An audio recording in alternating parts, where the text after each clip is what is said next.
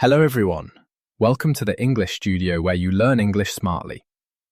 Today's our topic is Learn to Love Yourself. It's James here, and I'm joined as always by Emily.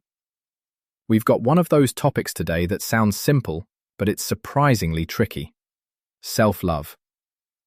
Emily, doesn't the very idea sometimes just sound, well, a bit self-absorbed? Absolutely, James.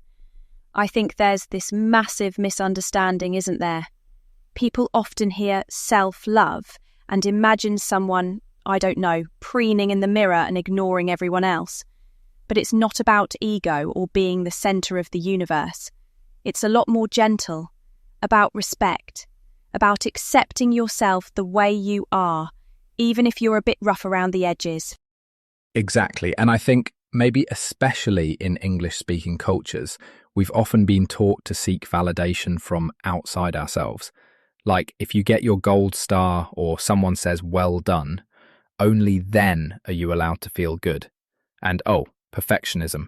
Don't get me started on that. Oh, James, I'm so guilty of that. Always thinking if I just do everything right, then I'll be enough. But it means the second you mess up, you feel like you fall through the floor. What do you reckon?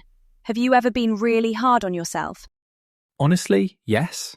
It reminds me of Daniel from one of the English podcasts I listened to, actually.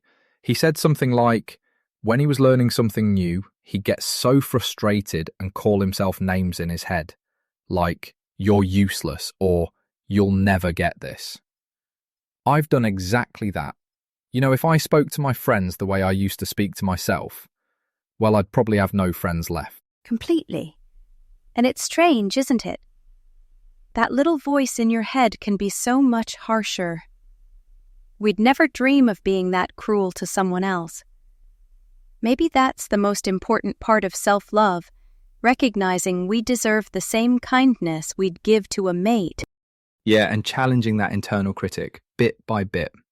For me, realising self-love wasn't about being the best or getting everything right, but about showing myself a bit of patience. That was, well, sort of a turning point.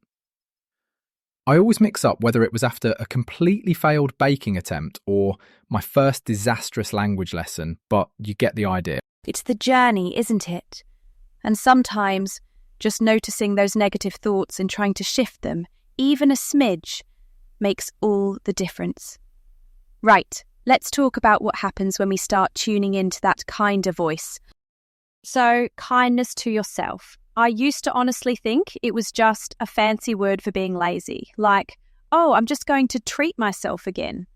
But it's not indulgence, it's actual nourishment. It's like if you keep pouring out for others and never refill your own cup, you end up totally empty, don't you? Yeah, and there's a bit of guilt as well, right? Like, if I don't push myself harder, I'm slacking. But that kind of thinking, that being gentle with yourself is weakness or laziness, honestly, it just leaves you burnt out.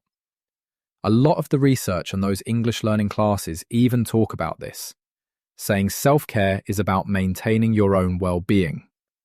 That might mean a good walk, curling up with a book, or actually just taking a nap when you need it. Revolutionary, I know. I've done that recently, actually. After an especially tough week, I cancelled plans and stayed in, just had a quiet night. Not glamorous at all, but I woke up less raw, more myself, and I realised sometimes saying no to other people is the most honest, respectful thing you can do for both of you. Next day, I had more energy for the things and people that mattered most. I still struggle with that. I mean, saying no. I'm not sure if it's a British thing or just my own people-pleasing streak, but actually putting up a gentle boundary, it feels awkward at first. But every time I do, each little act of saying, I need rest or not tonight, I feel, I don't know, a tiny bit stronger. Like I'm proving to myself I matter too. And it builds up, doesn't it? Every time you listen to what you need instead of what you think you should do, you're showing yourself a bit more care.